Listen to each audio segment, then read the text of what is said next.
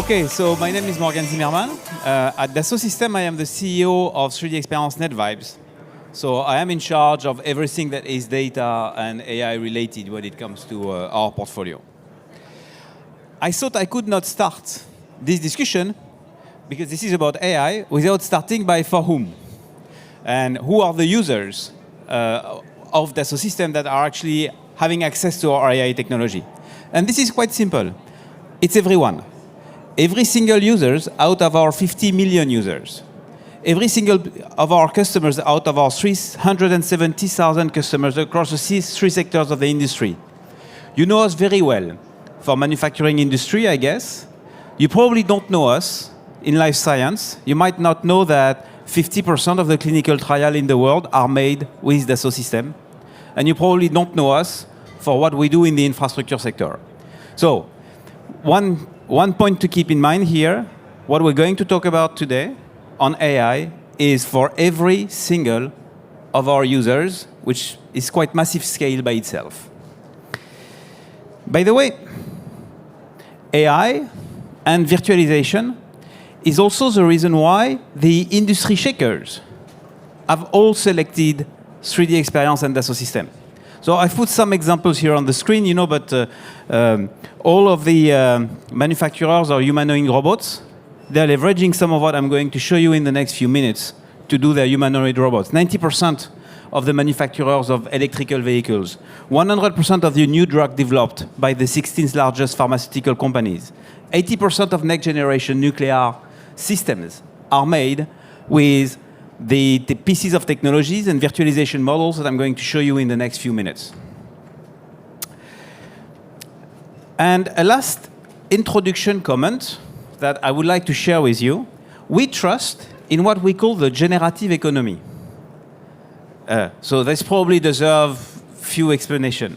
Generative economy for us is the convergence of what we call the experience economy.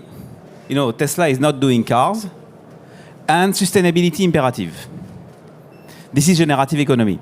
And what we believe is that to serve the generative economy, we need V plus R. So that probably looks quite weird, V plus R. So V plus R stands for virtual and real. Why do we need the virtual world?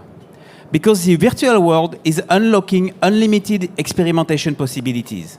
It's unlocking the ability to start learning at scale that are impossible in the real world. And when you start combining the power of virtualization with what you can do with what you can see in the real world, you look at the problems through different eyes, and I hope I will convince you of that in the next couple minutes.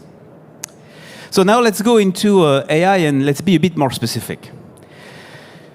Well, that's a very difficult slide. I made it on purpose to make sure no one can actually understand what you see on the screen, so you have to listen to me. At Dassault Systèmes, we don't speak about AI. We speak about generative experience. So some of you might believe, yeah, this is Dassault Systèmes inventing its own vocabulary to say the same thing as everyone else. Well, not this time. Generative experience is about combining two things, science and data science. Science is what you see on the left-hand side. It is the laws of physics. If I drop my phone, is it going to break? Most probably. Because of the laws of physics. And data science is the world of observation, which is what you see on the right side of the screen. Why do we think these two things are important to work together? The reason number one is because with the modeling and simulation, what you have on the left side, you have projection system. You know, when you want to do learning, you need to have ontology. You need to have projection models where you can project all of the data that you're acquiring. The modeling and simulation world is providing us the most advanced representations of complex systems, which we can use to project data. There is no better projection system to understand an aircraft than the virtual model of the aircraft. There is no better projection system of a nuclear power plant than the virtual model or the system model of the nuclear power plant. And this is what we bring to interpret the data that comes from the real world. The second reason is, you know, the guys in the Silicon Valley, their single biggest problem at the moment, well, I don't think we can talk about Silicon Valley here today. Well, the guys in Paris, their biggest problem at the moment is access to data, because the internet is shrinking. It's important to realize that. Why is it shrinking? You know why? Because people have understood that there is value in data. So now you cannot use the entire internet like they did at the beginning to do your learning, because people are restricting the usage of that data. Now if you think about it, with what we have on the left-hand side, we can learn on products that don't even exist yet. I can do predictive maintenance for products that don't even exist yet. That's quite interesting, because we can generate synthetic data that are respecting the laws of physics in the virtual world. So I can generate usage conditions that goes beyond what typical human people would do with their cars or with their aircraft in the virtual world to fuel learning models. Synthetic data. That's, we believe, one of the big point bascule, tipping point. And the last one is with what you have on the left-hand side, you can do modeling and simulation, so you can do what-if scenario. What does that mean? Let's say you do predictive maintenance and you discover that you have a corrosion problem somewhere. If you want to find a solution, it would be great, wouldn't it, if you were able to do simulating new material and the impact of that new material on the corrosion impact. And this is what we can do with modeling and simulation. So that's an important statement. Second statement. You know, if you go on ChatGPT, this is great. You can have access to terrific knowledge and know-how. But this is totally useless if what you want is to build differentiation. So the next important question is, what is the differentiating knowledge and know-how of our customer? You know, and that one is implicit. It's hidden. It's hidden in document. It's hidden in configuration trees. It's hidden in processes. It's implicit in 30 years, 40 years, 50 years of history. But I can tell you, there is massive differentiation in the knowledge and know-how of a Toyota, an Airbus, a Boeing, or a Lockheed Martin. So the next question is, can we unveil, can we reveal that knowledge and know-how? And this is exactly what you see on the screen. Here we have taken a set of car, and we are using lots of AI models to do clusterings and synonymy and similarity analysis and features extractions and so on to actually understand how a car has been built in that specific company, so that the next time a designer is working on a car, he will be able to leverage a past learning to fuel every single of his decision. So let's continue. We have two vehicles that we use, because, you know, discovering the implicit knowledge, that's one thing. But if you do not make it explicit, someday it's useless. So the next question is, how do you make it explicit? How do you make it actionable to every single user? We have two vehicles to do that. One is the virtual twin. The virtual twin is what you see on the screen. And we are projecting on the virtual twin every single piece of data that comes from any single system. That's important. I can give you a very naive analogy to explain what you see. If I give you two Excel spreadsheets, one with location of restaurant and one with location of flower shops, and I ask you to find a restaurant nearby a flower shop. Well, in usual places, most people would find that difficult. Here, probably everyone can do that. But if it's on the map, it's more simple. But think about it. If you have an aircraft and you have 100 million corrosion data and requirement data and regulation data and cost data, they're disconnected by nature. But as soon as they are projected on the virtual twin, they are correlated by nature. So what we do for every of our customers is we are using the virtual twin to correlate and contextualize all of the data that are coming from every single of their system. So that's vehicle number one. The vehicle number two is virtual companions. I mean, I'm sure most of you would call that agents. We don't call that agents, we call that virtual companions. Because we are French. And companion is a great word. You know, for the one of you that are French, a compagnon is a craftsman expert in the factories. A compagnon is a friend. And by the way, a compagnon is part of a community of experts. And this is what our virtual companions are embodying. We have introduced 3 virtual companions, Aura, Léo, Marie, which have specific skills, business skills, engineering skills, and scientific skills, targeting different audiences. What you see on the screen at the moment is interesting. The first thing I'm doing is I'm actually asking the virtual companion to guide me on the best practices for doing welding, leveraging what are the best practices of the industry. But then the virtual companion is also helping me understand within my company what are the incremental best practices on how we do welding in my specific company. Not only that, but then the virtual companion is going to help understand how to use, in that case, our product, Katia.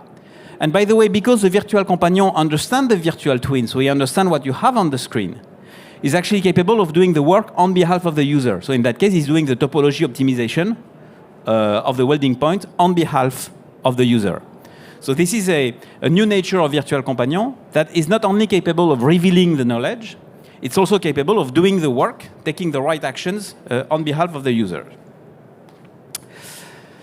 So now if you've listened to me, you have probably understood that the algorithm is great, but that's not the important point. The important point is the underlying data. We are introducing what we call IP lifecycle management.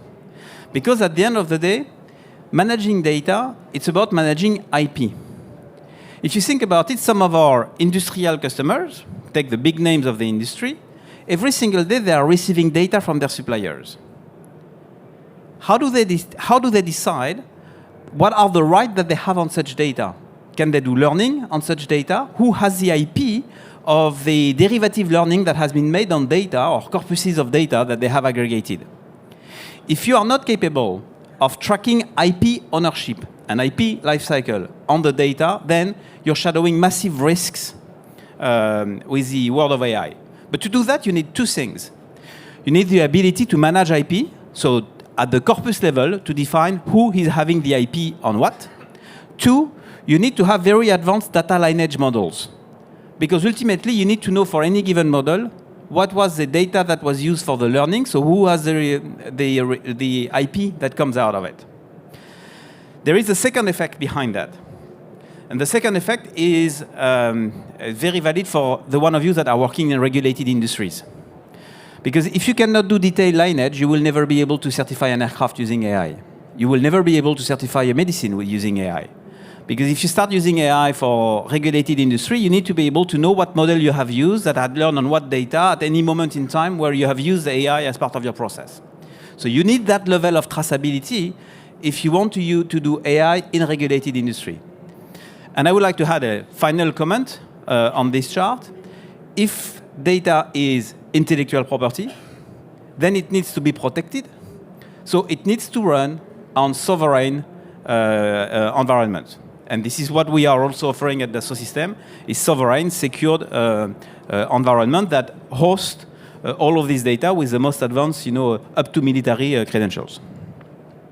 So, obviously, I'm going to show you some examples, practical examples, and I'll try to illustrate, how these examples are shadowing reduction of non-recurring cost, reduction of robustness for supply chain, or performance of assets, like predictive maintenance for aircraft. And I'll take two specific examples. Everyone in the many conferences I've been to, they're talking about use cases. I mean, we don't talk about use case because we have a portfolio. So we talk about the portfolio of out-of-the-box solutions that we have that are built with AI. There are many examples on that screen. If I wanted to highlight some of them, you could start by the bottom left. Here, as an example, we can do quantum mechanical simulation to model and simulate new materials for batteries, as an example. If you go here, this is about unleashing the ability to investigate space of opportunities for design and assembly, doing generative design, generative 3D modeling. If you go here at the bottom, generative requirements, think about it. You take requirements that are mostly in papers, that can be digital papers, it's called a PDF, but still it's a paper. And we can transform that paper into a model-based document that can actually be simulated. If you go on top, then you have all of the optimization of the factory flows. If you go on the top right, this is about predictive maintenance. So this is just a small list of some of the generative experiences that we have introduced in the market in 2025. But let me take two examples for you. The first one, I choose to show you how we apply supply chain robustness in the automotive industry. And I took the examples of the tariff. You know, managing the tariff is a difficult problem. Because if you want to understand the impact of the tariff, you need to understand what is it that you put in each of your car, where and how you manufacture that car, and what are all of the suppliers that you are using that are fueling which factory from where at any given moment in time. So that's a difficult topic. So let me show you how we navigate into that by building the supply chain universes, combining the virtual twin of the product and all of its configuration, the virtual twin of the production system, and the virtual twin of the supply chain. So this is an automotive manufacturer that is buying for about 80 billion a year. There is, of course, an alert. There was an alert, but there is one every day these days on a new tariff, you know, from China. And the alert is informing the CFO on his mobile that there is a new tariff. But the virtual companion already is capable of pre-computing how much is the risk. For this company, the risk is 3.3 billion. It looks like a simple calculation. I can tell you to be able to do that assessment within 1 second is a difficult calculation. I've worked with many companies that are just incapable of, that are taking weeks to get to that number. Now the next step is how do I solve the problem? So the virtual companion is helping me identify what is the most relevant business process that I should start running across my organization to mitigate this risk. And it's, of course, pre-completing, you know, all of the steps so we can start cascading the task, you know, one after another. The first in play is the head of procurement. So the head of procurement, you know, he has a $3.3 billion hit. But the next question is, what are the most impacted programs? So he's capable of navigating now, scaling down from budget scale to production scale to understand program by program, car by car, what is the impact at the car level and what is the impact at the production level for that specific car configuration. He's capable of identifying priorities, program that he needs to start working, and this is now cascaded to each of the program leaders. The program leader is going down in scale. Now he's trying to understand within each of the car, what are the systems that are the most impacted. So here you can see the batteries, as an example, are coming from China. And for that specific car that is affected by 4,000 euro, the battery is one of the single biggest problem. So he can prioritize. He can decide, okay, on my program, I need to start working on the batteries and I need to start working on this system and this system. And that is now cascaded to the commodity buyers.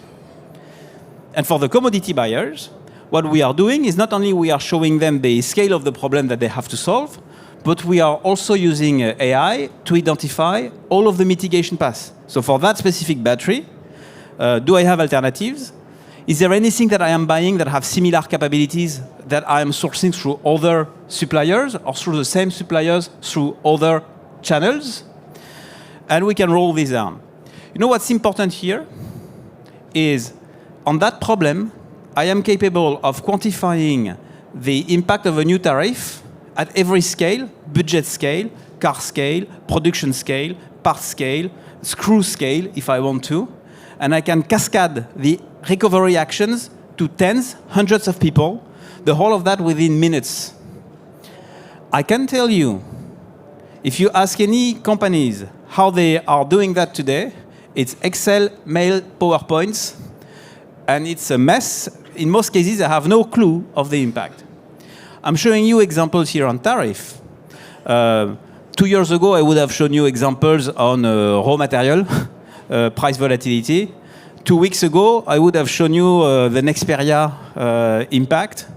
Last week, I was working on another shortage with a customer.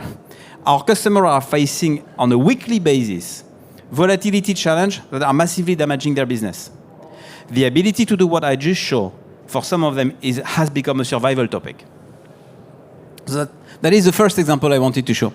The second example, I'm going to show you how we use virtual twin, virtual companion, and AI for managing capital-intensive programs, infrastructure programs. I need to give you numbers. A nuclear power plant, as an example, it's 50 million assets, hundreds of kilometers of piping, billion scale in terms of number of attributes, hundreds of billion scale in terms of number of events that are affecting the construction of these sophisticated systems.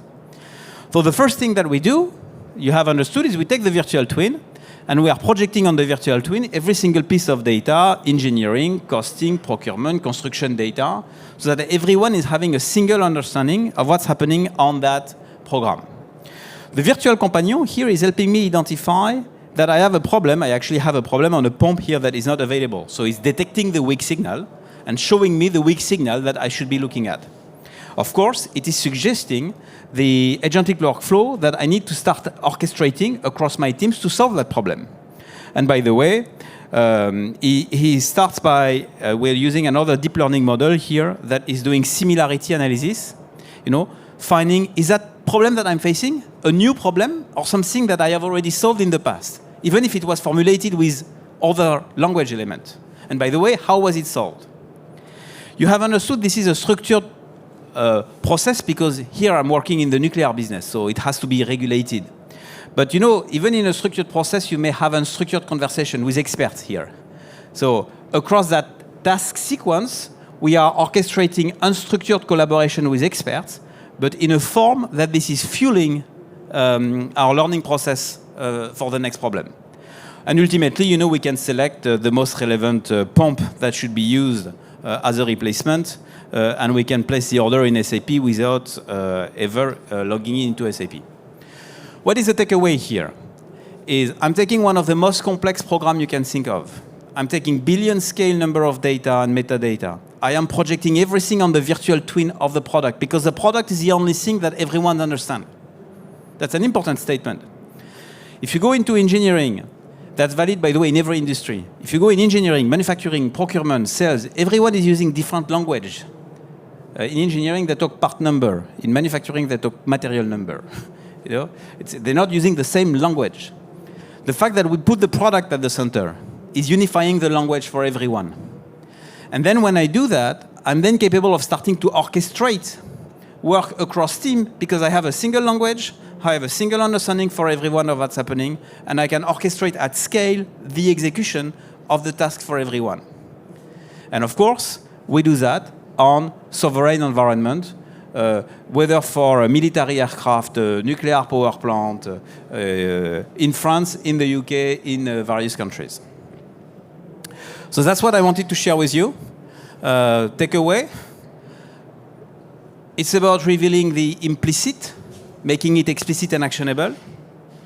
Explicit and actionable, it's about differentiation for our customers, and Virtual Companion and Virtual Twin are the way to access that explicit.